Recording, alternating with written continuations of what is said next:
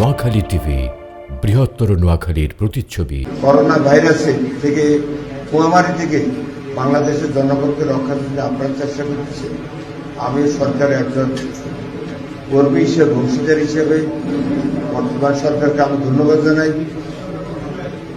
জাতির জনক বঙ্গবন্ধুর জন্মশতবার্ষিকী,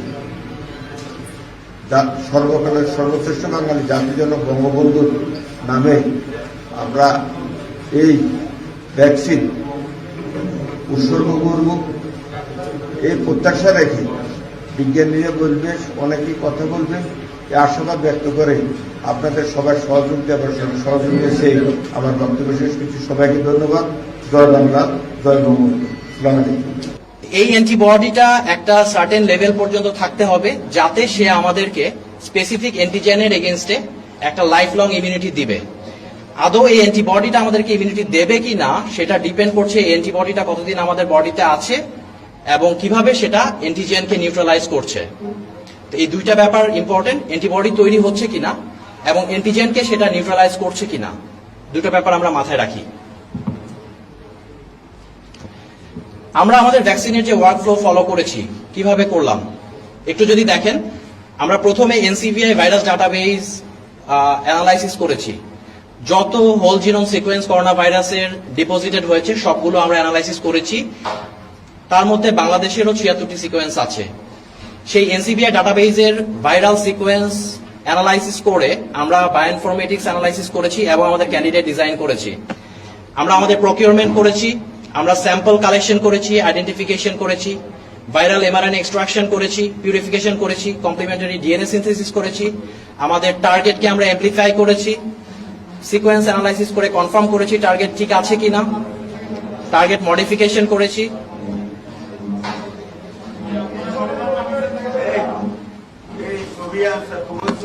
আবারও সিকোয়েন্স অ্যানালাইসিস করে কনফার্ম করেছি।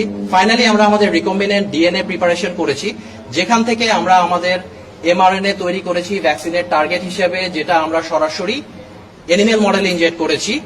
আফটার অ্যান্টিজেন এক্সপ্রেশন অ্যানালাইসিস করে দেন ফর্মুলেশন করেছি, আমরা ইমিউনাইজেশন করেছি, অ্যানিমেল মডেল থেকে সেরাম কালেকশন করেছি, অ্যানালাইটিক্যাল অ্যানালাইসিস করা হয়েছে এবং ফাইনালি এনসিবিআই তে আমাদের সিকোয়েন্সটি সাবমিশন হয়েছে। এই পর্যন্ত আমাদের আর&ডি ইউএস এর এনসিবিআই তে আমাদের সিকোয়েন্সটি সাবমিট হয়েছে। এই পর্যন্ত আমাদের আর&ডির ফেজ কমপ্লিট হয়। তো ওভারঅল আপনাদের সবার একটা প্রশ্ন থাকবে যে আসলে আমরা কতদিন ধরে কাজটা শুরু করেছি। আমরা কাজ শুরু করেছি মার্চ মাসের 8 তারিখে, যেদিন প্রথম বাংলাদেশে একজন কোভিড পেশেন্ট ডিটেক্টেড হয়। তখন থেকে আমরা আমাদের ফোকাসটা কোভিড এর দিকে নিয়ে এসেছি এবং একই সময়ে আমরা কাজ শুরু করেছি 3টি ব্যাপারে। প্রথম, আমরা কিট তৈরি করার চেষ্টা করেছি, ভ্যাকসিন। 3 নাম্বার, একটি বায়োলজিক্স। মার্চের 23 তারিখে সেই ফলশ্রুতিতে আমরা একটি কিট সাবমিশন করেছিলাম। সেই ব্যাপারে আমরা অবজারভেশন পেয়েছি, সেটা নিয়ে কাজ হচ্ছে। খুব সহসা আপনারা সেই কিটের আপডেটও পাবেন। আপাতত আমরা ভ্যাকসিন নিয়ে একটি ঘোষণা দিচ্ছি। আপনারা দেখবেন মার্চের 8 তারিখ থেকে শুরু করে আজকে পর্যন্ত আমরা একটু আগে যতগুলো অ্যাক্টিভিটি দেখিয়েছি, এই সবগুলো অ্যাক্টিভিটি ফেজ বাই ফেজ করেছি। যার মধ্যে অ্যানিমেল মডেলে একটা প্রিলিমিনারি ট্রায়াল ছিল, যেটা আমরা শুরু করেছি জুন মাসের 10 তারিখে। আমরা র্যাবিটে এই টেস্টটা করেছি এবং র্যাবিটগুলোকে আইসোলেশন করেছি জুন মাসের 10 তারিখে। জুন মাসের 12 তারিখে আমরা প্রি ইমিউন সেরাম কালেকশন করেছি। জুন মাসের 14 তারিখে আমরা আমাদের 3টি টার্গেট অ্যান্টিবডি দিয়ে ইমিউনাইজেশন করেছি এবং ঠিক 7 দিন পরে আমরা জুন মাসের 21 তারিখে সেকেন্ড আরেকটা ডোজ দিয়েছি এবং জুন মাসের 28 তারিখে ফাইনালি 14 দিন পরে আমরা কি করেছি, আমরা ব্লাড কালেকশন করে সেরাম কালেকশন করে সেপারেশন করে আমরা অ্যানালাইসিস করেছি। এখন থেকে এই প্রিলিমিনারি ক্লিনিক্যাল ট্রায়ালের ডাটাটা আরো অথেন্টিকেট করার জন্য আমরা কি করব, আমরা একটা রেগুলেটেড অ্যানিমেল ট্রায়াল করব, যেটা মাউস এবং র্যাট মডেলে হবে। ফুল রেগুলেটরি গাইডলাইন ফলো করে আমরা একটা রেগুলেটেড প্রি ক্লিনিক্যাল ট্রায়াল করব অ্যানিমেল মডেলে, যেটার জন্য আমাদের 6 থেকে 8 সপ্তাহ সময় লাগবে। এরপরে আমরা ক্লিনিক্যাল ট্রায়ালের অ্যাপ্রুভালের জন্য বিএমআরসির কাছে এথিক্যাল অ্যাপ্রুভাল চাইব এবং মার্কেট অথরাইজেশনের জন্য ডিজিডি এর কাছে যাব। আমি বলেছিলাম যে আমরা আমাদের টার্গেটটি সিকোয়েন্স অ্যানালাইসিস করেছি। এই সেই মেশিন 3500 জেনেটিক অ্যানালাইজার এবং আপনারা দেখতে পাচ্ছেন একটি সুন্দর ক্রোমাটোগ্রাম। যেটাতে আমরা আমাদের ডিএনএ সিকোয়েন্স কনফার্ম করেছি। এনসিবিআই তে আমরা আমাদের সিকোয়েন্সটি সাবমিশন করেছি। এনসিবিআই ব্যাপারে একটু বলি। এনসিবিআই মানে হলো the national centre for biotechnology information, which is a part of the United States National Library of Medicine and a branch of the National Institutes of Health. So এই NCBI আমাদের টার্গেটটি already accept করেছে এবং they have published our sequence. Animal মডেলে যখন আমরা আমাদের টার্গেটগুলো ইমিউনাইজ করেছি, সেখানে অ্যান্টিবডি হলো কিনা এটা একটা প্রশ্ন। কারণ আমি বলেছিলাম যে অ্যান্টিবডি, দুটো ব্যাপার ইম্পর্টেন্ট ভ্যাকসিনের ক্ষেত্রে, অ্যান্টিবডি হলো কিনা, সেই অ্যান্টিবডিটা আমার অ্যান্টিজেনকে নিউট্রালাইজ করছে কিনা। তো এই দুটোর জন্য আমি দুটো ডাটা প্রেজেন্ট করছি। আমাদের অ্যান্টিবডি হলো কিনা, এই যে প্রথম লাইনটা দেখছেন, আমি প্রথমে বলেছি আমাদের 3টি ক্যান্ডিডেট ছিল, যেটি 3টি র্যাবিটে আমরা ইনজেক্ট করেছিলাম। তো প্রথমে এই লাইনটা হলো আমাদের রেফারেন্স লাইন, যেটা আমাদের positive control. Anti spike, corona ভাইরাসের যে স্পাইক প্রোটিন আছে তার এগেনস্টে যে হিউম্যান ইমিউনোগ্লোবুলিন, আমরা সেটা এখানে লোড করেছি। আপনারা দেখতে পাচ্ছেন 160 মলিকুলার ওয়েটের এখানে একটি ব্যান্ড দেখতে পাচ্ছেন, যেটা হাইলাইট করা আছে। এটা আমাদের রেফারেন্স যে অ্যাকচুয়ালি অ্যান্টিবডিটা আসলে কোথায় একটা ব্যান্ড দিচ্ছে। তারপরের এটা মার্কার লাইন, আমরা প্রথম ক্যান্ডিডেট 1 এর জন্য এই 4টি লাইন ব্যবহার করেছি, ক্যান্ডিডেট 2 এর জন্য এই 4টি, এবং ক্যান্ডিডেট 3 এর জন্য এই 4টি লাইন ব্যবহার করেছি। তো ক্যান্ডিডেট 1 এ আপনি দেখতে পাবেন যখন আমরা র সেরাম ইমিউনাইজ করার আগে আমরা সেরাম অ্যানালাইসিস করেছি, এখানে কিন্তু এই ব্যান্ডটি নেই। আমি বলেছি যে 12 তারিখে আমরা প্রিমিউন সেরাম কালেকশন করেছি, সেই সেরামটা যখন এখানে দিয়েছি রেফারেন্সের এগেনস্টে আপনি কোনো ব্যান্ড দেখতে পাবেন না, কারণ তার অ্যান্টিবডিটি এখনো হয়নি। এরপরে আমরা যখন 14 দিন পরে আবার স্যাম্পল কালেকশন করে এখানে অ্যানালাইসিস করলাম, সেই স্যাম্পলে আপনি কিন্তু হালকা একটা ব্যান্ড দেখতে পাচ্ছেন, যেটা একই মলিকুলার ওয়েটে আছে আমাদের রেফারেন্সের সাথে। আপনারা স্ক্রিনে দেখতে পাচ্ছেন। একইভাবে আমরা এই সেরাম স্যাম্পলটা একটা স্পেসিফিক অ্যান্টিজেন দিয়ে প্রিসিপিটেশন করেছি, যেটা আমরা এই লেনে লোড করেছি, এবং এখানে আপনি দেখতে পাবেন কিছু ব্যাকগ্রাউন্ড নয়েজ কমে গিয়েছে, এবং ফাইনালি আমরা পিউরিফাইড ফর্মে আমাদের অ্যান্টিবডিটা দেখতে পাচ্ছি, যেটা একই মলিকুলার লেংথে আছে। একইভাবে আমরা যে অ্যান্টিজেন দিয়ে প্রিসিপিটেট করলাম সেখানে কিছু রয়ে গেল কিনা সেটাও আমরা এখানে রান করে দেখেছি, সেখানে এই ব্যান্ডটি পাওয়া যায়নি। তার মানে আপনি দেখেন প্রত্যেকটি ক্যান্ডিডেটের ক্ষেত্রেই আমরা কি করেছি, আমাদের অ্যান্টিবডি কিন্তু আমরা পেয়েছি, যেটা আমরা এসডিএস পেজ অ্যানালাইসিসের মাধ্যমে প্রমাণ করতে সক্ষম হয়েছি, এবং রেফারেন্স অ্যান্টিবডির সাথে সেটা একই মলিকুলার ওয়েটে ব্যান্ড দিচ্ছে।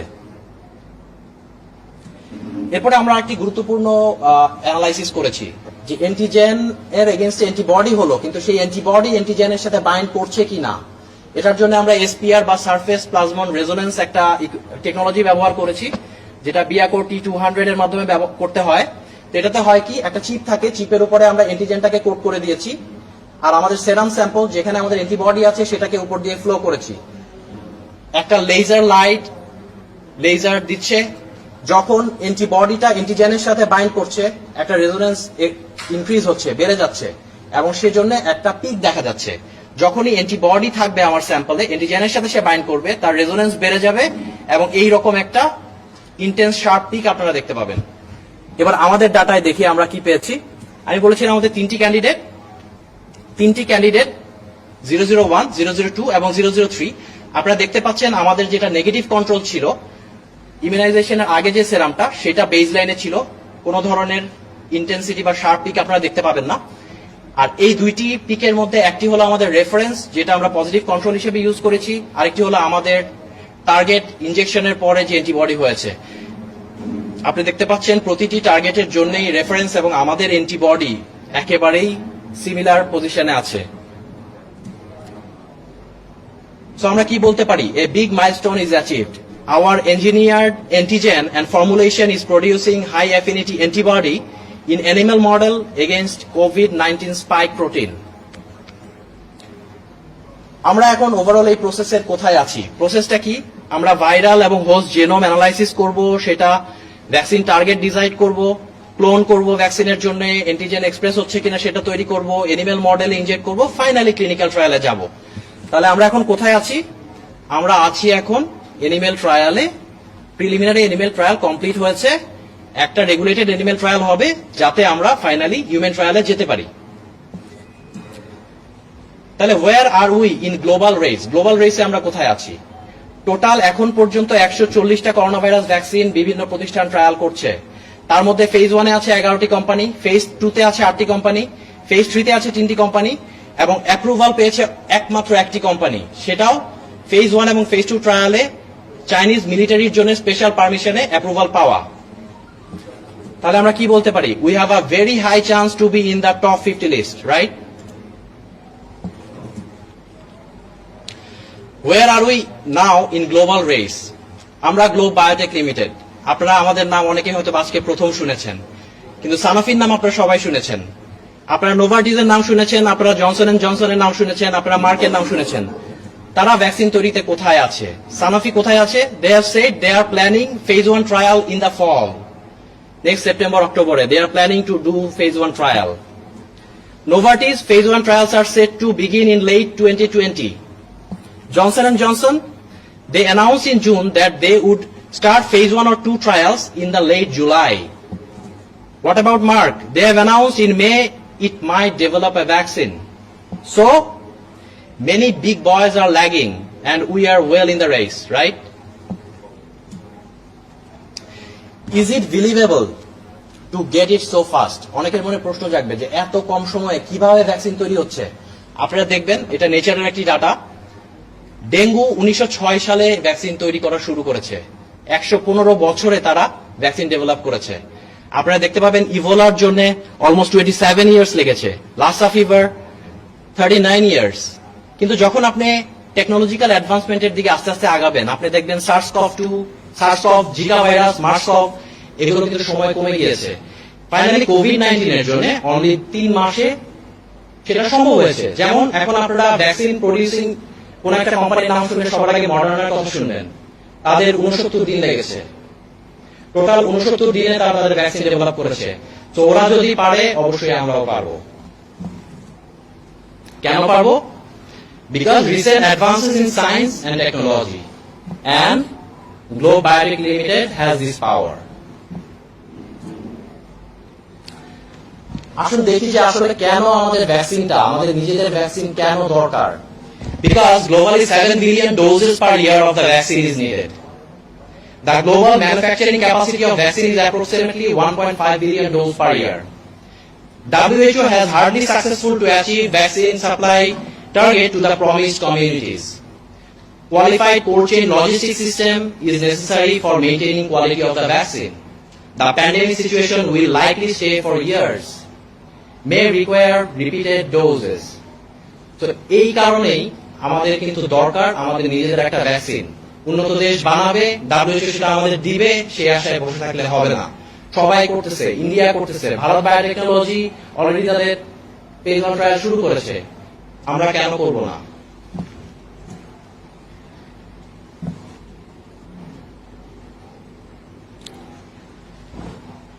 Then why we should make our own vaccine? I like to emphasize that we don't want to lose any more job, we don't want to lose any more savings, we don't want to lose any more happiness, we don't want to lose any more people.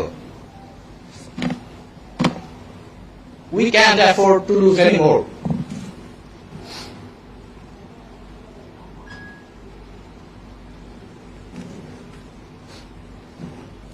Thank you all.